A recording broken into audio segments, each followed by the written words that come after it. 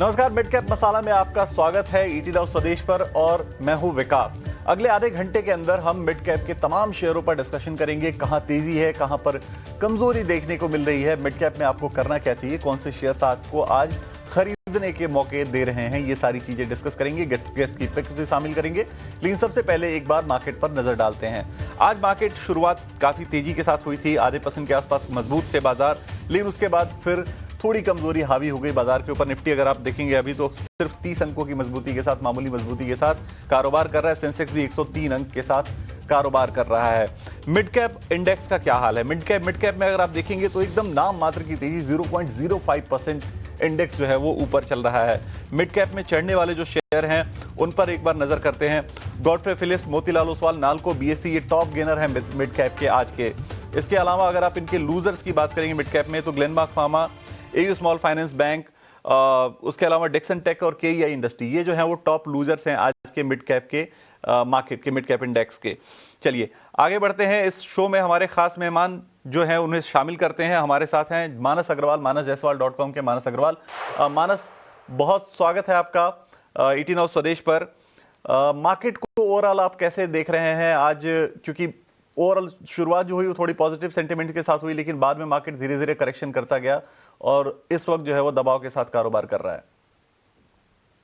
नमस्कार विकास जी। तो पहले अपना इंट्रोडक्शन में दे देता हूँ। मानस जायसवाल मेरा नाम है, manasjaiswal.com से। तो देखिए, जहां तक बात मार्केट के व्यू की है, ये सही है कि निफ्टी ने कल एक बहुत ही अहम सपोर्ट से रिकवरी दिखाई थी, अपने 100 डे मूविंग एवरेज को टेस्ट किया और वहां पर बाइंग इंटरेस्ट देखने को मिला। लेकिन ध्यान रखिए कि 25,900 से 26,000 इस रेंज में मल्टीपल रेजिस्टेंस आते हैं, क्योंकि 50 day moving average, 20 day moving average और 10 डे मूविंग एवरेज इसी रेंज में आते हैं। तो खरीदारी तो केवल आपको 26,000 के ऊपर ही करनी है, उससे पहले एग्रेसिव होकर खरीदारी नहीं करनी है। आपके पास जो लॉन्ग पोजीशन है फिलहाल के लिए, आज का जो लो है वो बहुत इंपॉर्टेंट है, 25,700। अगर उसके नीचे जाए तो आपको निफ्टी की लॉन्ग पोजीशन से निकलना पड़ेगा, क्योंकि उसके बाद पॉसिबिलिटी है कि कल के लोज वापस टेस्ट हो सकते हैं। और ये भी ध्यान रखिए कि अगर कल के लोज ब्रेक हो गए तो 200 डे मूविंग एवरेज जो कि 25,200 के आसपास है, निफ्टी उसको टेस्ट करने की कोशिश कर सकता है। तो अप्रोच अभी भी कॉशियस ही रहेगी और खरीदारी आपको 26,000 के ऊपर ही करनी है। बिल्कुल। तो मानस की तरफ से ये क्लियर राय है कि 26,000 के ऊपर जाए तभी आपको खरीदारी करनी है, उसके पहले व्यू जो है वो कॉशियस ही रहने वाला है। चलिए, आज के मार्केट के जो 3 सबसे बड़े एक्शन हैं मिड कैप में, सबसे पहले वो आपकी स्क्रीन पर लेकर आते हैं। 3 जो सबसे बड़े एक्शन है आज के मार्केट में वो आपकी स्क्रीन पर है इस वक्त। अब अगर आप देखेंगे तो बालू फोर्ज 9% की तेजी यहां पर आपको देखने को मिल रही है। आईटी डिपार्टमेंट की जांच पूरी हो गई है, 8 दिन की गिरावट अब थम गई है और फाइनली जो है वो इसमें 9% की तेजी देखने को मिल रही है। तेजस नेटवर्क्स 4% की तेजी यहां है, कल की गिरावट काफी ज्यादा थी, उसके बाद आज ये शेयर संभला है और अब 4% ऊपर है। एंजल वन 2.5% ऊपर है, क्योंकि आज सारे जो मार्केट प्लेटफॉर्म के शेयर हैं, चाहे वो एंजल वन हो चाहे मोतीलाल ओसवाल हो, सब में तेजी अच्छी खासी देखने को मिल रही है, तो उसका असर यहाँ भी देखने को मिल रहा है। 2.5% के आसपास ये शेयर इस वक्त ऊपर चल रहा है। मानस, इन 3 शेयरों में अगर आपको कुछ पिक करना हो तो कोई एडवाइस बनती है क्या? इनमें किसी के पास अगर होल्डिंग हो तो क्या करना चाहिए? तो देखिए विकास जी, एंजल वन पे ध्यान रखना चाहिए। उसका रीजन ये है कि आरएसआई पे अगर आप देखेंगे तो पॉजिटिव डाइवर्जन दिखते हैं। स्टॉक कोशिश कर रहा है 10 और 20 डे मूविंग एवरेज को रीगेन करने के लिए। तो अगर 2450 के ऊपर स्टॉक सस्टेन करे तो खरीदारी करने के मौके होंगे 2525 के टारगेट के लिए। तो थोड़ा वेट करेंगे। अगर 2450 के ऊपर सस्टेन करेगा तो 2400 के स्टॉप लॉस से एक लॉन्ग पोजीशन बनाई जा सकती है। बिल्कुल। तो 2450 के ऊपर सस्टेन करें तो 2400 के स्टॉप लॉस के साथ लॉन्ग पोजीशन बनाने की सलाह मानस जायसवाल की तरफ से है। मानस, आपके टॉपिक्स आज के शो के लिए क्या रहेंगे? आज आप दर्शकों को किन शेयरों में खरीदारी करने की या फिर पोजीशन लेने की सलाह दे रहे हैं? तो विकास जी, सबसे पहला रिकमेंडेशन जेएसडब्ल्यू स्टील का है, जहां पर स्टॉक करेक्ट हुआ था, 20 डे मूविंग एवरेज पे सपोर्ट लेकर रिकवरी देखने को मिल रही है। तो जेएसडब्ल्यू स्टील में खरीदारी करने की राय रहेगी। 1174 का स्टॉप लॉस लगा लीजिए। 1220 1220 तक के टारगेट्स पॉसिबल है स्टॉक में। जो दूसरा स्टॉक है वो बिकवाली करने का ट्रेड लेना है औरो फार्मा में, क्योंकि ज्यादातर फार्मा में स्टॉक्स वीक लग रहे हैं। औरो फार्मा ने अपने 200 डे मूविंग एवरेज को ब्रेक किया है, लोअर टॉप लोअर बॉटम का ट्रेंड है। तो औरो फार्मा में बिकवाली करने का ट्रेड लेना है। 1176 का स्टॉप लॉस लगाएं। 1115 1115 तक के टारगेट्स पॉसिबल है। बिल्कुल। सो पहली जो पिक है वो जेएसडब्ल्यू स्टील आपकी स्क्रीन पर लेकर आते हैं। 1174 का स्टॉप लॉस लगाना है, 1220 का आपको टारगेट यहां देखने को मिल सकता है, ये खरीदारी की राय है। दूसरी जो टॉपिक है वो है औरोफार्मा में सेल की रेटिंग दी है उन्होंने, और जो स्टॉप लॉस लगाया है वो 1176 का, और टारगेट जो है वो नीचे की तरफ 1115 रुपए के देखने को मिल सकते हैं। इन दो शेयरों में आप पोजीशन ले सकते हैं। मानस जायसवाल की तरफ से ये रिकमेंडेशंस हैं। चलिए आगे बढ़ते हैं। मिड कैप में एक्शन कहां कहां है वो आपकी स्क्रीन पर लेकर आते हैं। सबसे पहले मिड कैप के टॉप गेनर्स आपकी स्क्रीन पर लेकर आते हैं कि कौन कौन से शेयर्स हैं जो आज के ट्रेड में सबसे ज्यादा चढ़े हैं मिड कैप के इंडेक्स में। तो गॉडफ्रे फिलिप्स आपको दिख रहा है, ये सबसे ऊपर है, करीब करीब 5% की तेजी यहाँ है। मोतीलाल ओसवाल 3.5% की तेजी है। नालको एल्यूमिनियम से रिलेटेड कंपनी है, करीब 2.5% की तेजी है यहाँ पे। बीएसई मार्केट प्लेटफॉर्म अगेन 2.5% की तेजी यहाँ देखने को मिल रही है। मानस, आपने प्लेटफॉर्म कंपनियों पर तो एडवाइस दी अपनी, आपने एंजल वन के बारे में बताया, लेकिन नालको और गॉडफ्रे फिलिप्स ये आज के टॉप गेनर्स हैं। सबसे पहले गॉडफ्रे फिलिप्स पर आपकी कोई व्यू बनते हैं क्या? तो देखिए विकास जी, यहाँ पर 2 दिनों में हमने बाउंस बैक देखा है, लेकिन ध्यान रखें यहाँ पर जो मेन ट्रेंड है वो बेरिश लगता है, और स्टॉक पे काफी स्ट्रॉन्ग रेजिस्टेंस है 2250 से लेकर 2425 की रेंज में। तो जब तक ये 2425 के लेवल को ब्रेक ना करे, 20-डे मूविंग एवरेज के ऊपर ना निकले, तब तक यहाँ पर खरीदारी नहीं करनी चाहिए। आपके पास जो लॉन्ग पोजीशन अगर आपने बना रखी है, तो अब ध्यान से 2100 रुपए का स्टॉप लॉस जरूर से लगा लें। बिल्कुल बिल्कुल। अगला शेयर है नालको, जो तेजी अच्छी खासी दिखा रहा है। मुझे ऐसा लगता है कि जो खबर पैक्स सिलिका को लेकर आई थी कि सर्जियो ओगो ने अनाउंस किया था कि इंडिया जो है पैक्स सिलिका का पार्ट होगा, कहीं उसकी तेजी शायद हो सकता है एल्यूमिनियम और मेटल शेयरों में देखने को मिल रही है। मानस, आपका क्या नजरिया नालको पर बनता है? क्या ये पॉजिटिव सेंटिमेंट की तरफ तेजी है, या फिर खबरों के हिसाब से है, बाद में जाके ये सुस्ती आ जाएगी वापस से? तो देखिए विकास जी, पिछले करीब 7-8 हफ्तों से लगातार हाई टॉप हायर बॉटम बन रहे हैं। नाल्को में एक फ्रेश ब्रेकआउट आज देखने को मिला है, तो अगर एक ट्रेड लेना हो तो वो लॉन्ग साइड पे होगा। 350 के स्टॉप लॉस से एक पोजीशन ट्रेड लिया जा सकता है। आपके जो टारगेट होंगे वो 380 रुपए के आसपास के होंगे। बिल्कुल, टारगेट 380 के आसपास हो सकते हैं नाल्को में, अगर आप लॉन्ग टर्म ट्रेड लेते हैं तो। चलिए आगे बढ़ते हैं। मिड कैप में आज कौन से शेयर गिरने वाले हैं, क्या वहां कुछ मौके बन सकते हैं, उन पर एक बार नजर करते हैं कि कौन से शेयर हैं जो सबसे ज्यादा गिरावट आज के कारोबार में दिखा रहे हैं। सबसे टॉप पर है फार्मा कंपनी ग्लेनमार्क फार्मा, 2.5% की गिरावट यहां है। उसके बाद एयू स्मॉल फाइनेंस बैंक है, फिर डिक्सन टेक है और केईआई इंडस्ट्रीज है। एक एक करके इन चारों पर सलाह लेते हैं। ग्लेनमार्क फार्मा को लेकर क्या व्यू बनता है मानस आपका? ग्लेनमार्क फार्मा कंपनी है, कल तो काफी ठीक ठाक रिकवरी थी, दिख रही थी, तेजी भी दिख रही थी। इनफैक्ट शाम के समय जब सर्जियो ओगो का बयान आ गया उसके बाद फार्मा शेयर जो है वो ठीक ठाक चढ़ गए थे। अब क्या व्यू बनता है? आज 2.5% की गिरावट है, कुछ मौके खोजे जाने चाहिए? तो विकास जी, ग्लेनमार्क में ट्रेंड निगेटिव लगता है। जो शॉर्ट टर्म ट्रेंड है वो निगेटिव लग रहा है। लोअर टॉप लोअर बॉटम्स का ट्रेंड है। 10-डे मूविंग एवरेज के नीचे स्टॉक फिसला था, आज 50-डे मूविंग एवरेज को भी ब्रेक कर दिया है। तो ऐसा हो सकता है कि 1880 की तरफ स्टॉक जाने की कोशिश करे। एक सपोर्ट जरूर है जो कि 20 वीक मूविंग एवरेज है, 1945 पे वो है। बट क्योंकि पैटर्न निगेटिव है, इसलिए मेरा समझना है कि शायद वो लेवल्स भी ब्रेक हो सकते हैं। इसलिए अगर एक ट्रेड लेना हो तो शॉर्ट साइड पे होगा, उछाल पे बिकवाली करेंगे, करंट लेवल्स पे नहीं। 1980 1990 की रेंज में बिकवाली करेंगे, 2020 का स्टॉप लॉस लगा लेंगे। नीचे की तरफ कम से कम 1930 जहां पर 100-डे मूविंग एवरेज है, वही आपके टारगेट होंगे। बिल्कुल। सो अगर उछाल आए 1980 1990 के रेंज में आए तो फिर आपको बिकवाली करनी है, 2020 का टारगेट आपको लगाना है। आगे बढ़ते हैं। अगला शेयर है एयू स्मॉल फाइनेंस बैंक।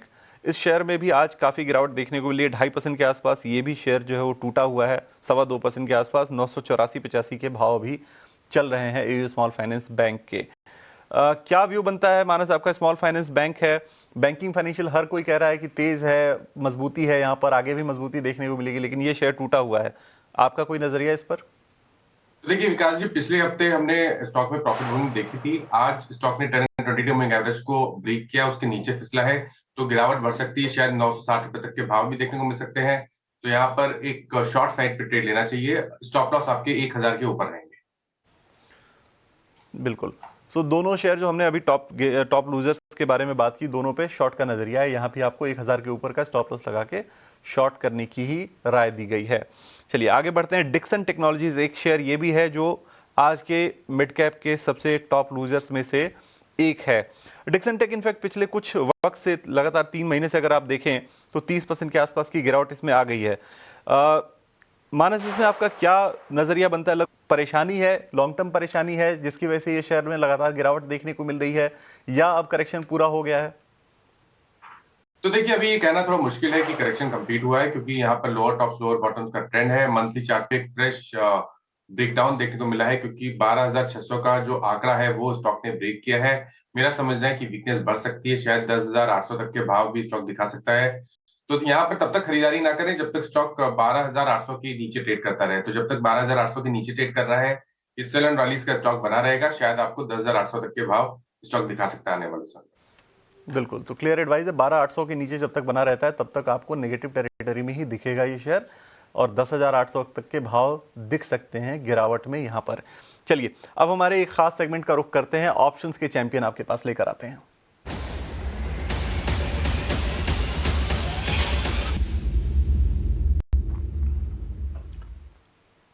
और आज ऑप्शंस के चैंपियन बताने के लिए हमारे साथ है अरिहंत कैपिटल के रत्नेश गोयल। रत्नेश जी, बहुत स्वागत है आपका ईटी नाउ स्वदेश पर। कौन से शेयर को आप चूज करके लेकर आए हैं ऑप्शंस के चैंपियन में आज? वेरी गुड मॉर्निंग सभी दर्शकों को नमस्कार। मुझे ऐसा लगता है कि कहीं ना कहीं बाजार में वोलेटिलिटी रहेगी और स्टॉक स्पेसिफिक मूव रहेगा। तो मुझे यहाँ पे डिक्सॉन में नई कमजोरी बढ़ती हुई दिखाई दे रही है। 11,200 का पोर्ट 210 220 के आसपास लेने की सलाह रहेगी। 150 का स्टॉप लॉस लगा के जो टारगेट बनेगा वो 300 रुपए का। तो इसमें जो लॉस बन सकता है वो 3,000 का, जो प्रॉफिट बन सकता है वो 4,500 का। बिल्कुल, तो रत्नेश गोयल की ऑप्शन की रणनीति है, डिक्सॉन का आपको 11,200 का पुट खरीदना है, 210 पर मिल जाएगा, और जो टारगेट रखना है वो 300 का रखना है। स्टॉप लॉस जो है वो 150 रुपए का रखना है आपको। अधिकतम मुनाफा इसमें 4500 रुपए का हो सकता है आपको, और जो अधिकतम नुकसान है वो आपको 3,000 रुपए तक का हो सकता है। इसका आपको ध्यान रखना है। और इसके साथ साथ आपको ध्यान रखना है डिस्क्लेमर का, कि सेबी ये कहता है कि एफएनओ ट्रेडिंग में रिस्क है, आपको उस रिस्क का ध्यान रखना है। एफएनओ ट्रेडिंग में 10 में से 9 लोगों को नुकसान होता है। ट्रेडर्स को औसतन 1 लाख तक का नुकसान हो सकता है, और घाटा होने के बावजूद 28% आपको ट्रांजैक्शन चार्ज के रूप में देना होता है। मुनाफा होने पर भी आपको 15 से 50% तक ट्रांजैक्शन चार्ज के रूप में खर्च करना होता है। तो इन चीज़ों का ध्यान रखें और उसके बाद ही अपना कोई भी ट्रेड लें। फिलहाल वक्त है एक छोटे से ब्रेक का। ब्रेक के बाद लौटेंगे तो और भी मिड कैप शेयरों पर बात करेंगे और आपके लिए कुछ और शानदार शेयरों को चुनकर लेकर आएंगे।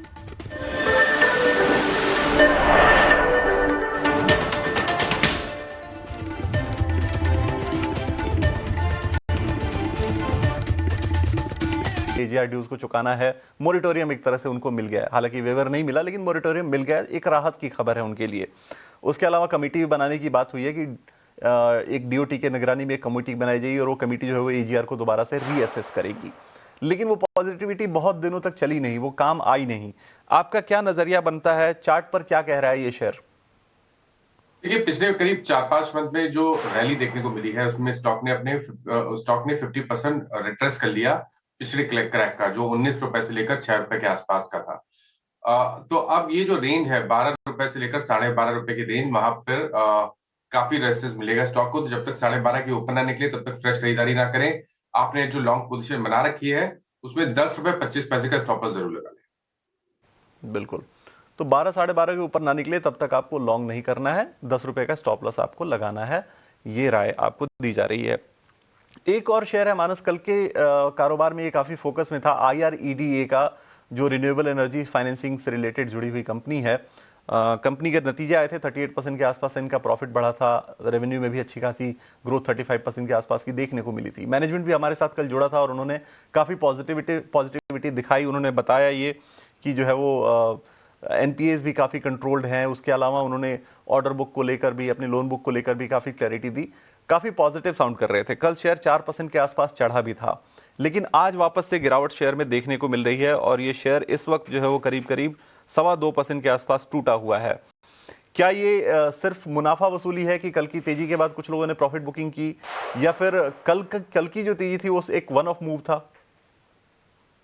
तो देखिए विकास जी, यहाँ पर स्टॉक ने अभी कुछ हफ्तों पहले ही 200 वीक मूविंग एवरेज पे सपोर्ट लिया था। उसके बाद हमने रिकवरी भी देखी, लेकिन स्टॉक 100 डे मूविंग एवरेज के ऊपर सस्टेन नहीं हो पाया। गिरावट में वापस 10-20 डे मूविंग एवरेज के नीचे फिसला है। इसलिए अगर आपके पास लॉन्ग पोजीशन है तो 132 का आपको स्टॉप लॉस लगाना जरूरी है। अगर 132 के नीचे जाए तो फिर आपको अपनी लॉन्ग पोजीशन से निकलना पड़ेगा। खरीदारी तो अब केवल 150 रुपए के ऊपर ही करनी चाहिए स्टॉक। बिल्कुल, तो खरीदारी 150 के ऊपर ही करनी है, उसके पहले आपको खरीदारी नहीं करनी है, ये आपको ध्यान रखना है। एक और ऐसा स्टॉक है जिसमें काफ़ी लोग इन्वेस्टेड हैं, वोडाफोन आइडिया के पैरेलल में अगर रखूं कि इन्वेस्टेड काफ़ी लोग हैं इसमें। सुजलॉन की बात मैं कर रहा हूं। सुजलॉन में आज करीब 1.25% की गिरावट है, 48-49 के आसपास के भाव चल रहे हैं इसके ऊपर। क्या व्यू आपका बनता है सुजलॉन को लेकर, क्योंकि बहुत सारे व्यूअर्स के क्वेश्चंस हमें अपने योर स्टॉक्स के अंदर भी आते रहते हैं, तो क्या आपका व्यू बनता है इस पे?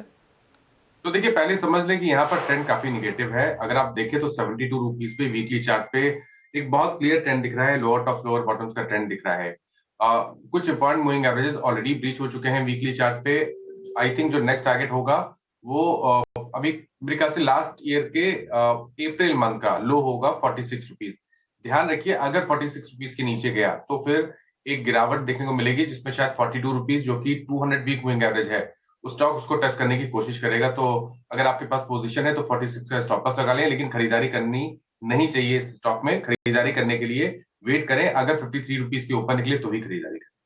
बिल्कुल, तो 53 के ऊपर निकले तो ही खरीदारी की राय बनती है, ये मानस ने क्लियरली आपको बता दिया है। मानस, बहुत शुक्रिया आपका आज ईटी नाउ स्वदेश पे जुड़ने के लिए और दर्शकों को तमाम मिड कैप स्टॉक्स पर अपनी राय देने के लिए।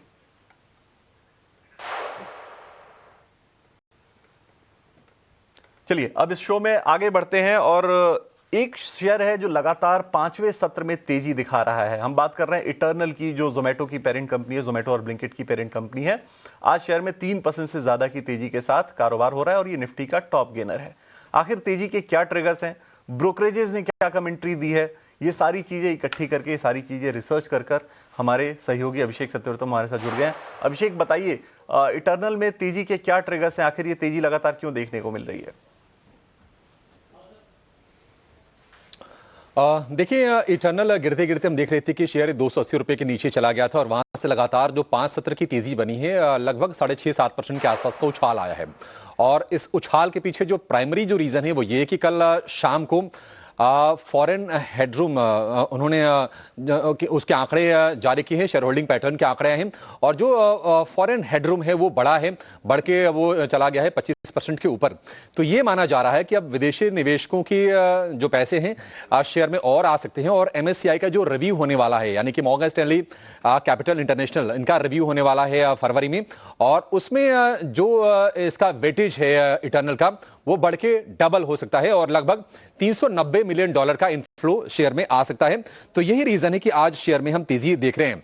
हालांकि आपको याद होगा कि ये शेयर चला गया था 370 रुपए के आसपास और वहां से अभी भी लगभग 30% नीचे आपको दिखाई देगा। अगर हम शेयर के चाल की बात करें तो महीने भर में अभी भी 1.5% आपको नेगेटिव दिखाई देगा। 6 महीने की बात करें तो 8.5% की तेजी, साल भर में करीब 29% ये शेयर आपको ऊपर नजर आएगा, हालांकि अपने शिखर से काफी ज्यादा नीचे हैं। हालांकि इटर्नल को ये न्यूज तो ड्राइव कर रही है कि निवेश ठीक है आ जाएगा आगे, लेकिन कुछ कुछ चिंताएं हैं जो निवेशकों को परेशान कर रही हैं। सबसे बड़ी चिंता बहुत ज्यादा हाई इसके वैल्यूएशन से, अगर आप पी रेशियो की बात करें तो 1400 के ऊपर का पी है। हालांकि ग्रोथ वाली कंपनी है तो एनालिस्ट यही कहते हैं कि ये होता है, लेकिन कहीं ना कहीं एक कंसर्न जरूर है कि अगर अर्निंग्स उस हिसाब से नहीं बढ़ती है कंपनी की तो एक चैलेंज बढ़ जाएगा। दूसरी चीज ये है कि फूड डिलीवरी जो कारोबार है हम देख रहे हैं कि मार्जिन उसमें कम है, कंपटीशन काफी ज्यादा बढ़ रहा है, जो एग्जिस्टिंग प्लेयर्स हैं कुछ कुछ नए प्लेयर भी इस बिजनेस में एंट्री कर रहे हैं, तो ये एक चिंता के निश्चित तौर पर बात है। और जो गिग वर्कर्स को लेकर जो नया रेगुलेशन जो आया है सरकार की तरफ से, उनकी आर्थिक सुरक्षा को लेकर, उनके वेलबींग को लेकर, उससे भी कहीं ना कहीं आगे जाके मार्जिन थोड़े से इंपैक्टेड हो सकते हैं अगर मान लीजिए इनकी रेवेन्यूज पिकअप नहीं करते हैं, अगर ग्रोथ ही अगर आगे वैसे ही जारी नहीं रहती है तो। कुछ कुछ ब्रोकरेज हाउसेस के रिपोर्ट्स भी आई हैं रिसेंटली, वो बता देते हैं हमें, आपको बता देते हैं कि HSBC का जो टारगेट है वो है 350 रुपए का। गोल्डमैन सैक्स की अभी रिपोर्ट आई थी 2-3 दिन पहले, उन्होंने टारगेट थोड़ा सा ट्रिम किया था, 390 रुपए का टारगेट था, उसको हटा के उन्होंने 375 रुपए कर दिया था। और वहीं जो डोमेस्टिक ब्रोकरेज फर्म है जेम फाइनेंशियल, इनके टारगेट है 400 रुपए के। तो यहां से तो काफी ज्यादा अपसाइड है और निश्चित तौर पर अगर फाइज का पैसा अगर शेयर में आता है तो आगे थोड़ा सा और फ्यूल करेगा। हालांकि हम देख रहे हैं कि काफी लंबे समय से 300 रुपए के नीचे आने के बाद ये शेयर संघर्ष करता हुआ दिखाई दिया है, लेकिन बाजार की गिरावट के बीच में भी जो लोअर लेवल से रिवर्सल की कोशिश हो रही है उससे थोड़ी सी उम्मीदें निवेशकों को जरूर बधी होंगी। बिल्कुल, तो ये थी इटर्नल पर पूरी रिसर्च, इटर्नल में आखिर तेजी क्यों देखने को मिल रही है। चलिए अब रुख करते हैं हमारे खास सेगमेंट का, मिड कैप के महारथी।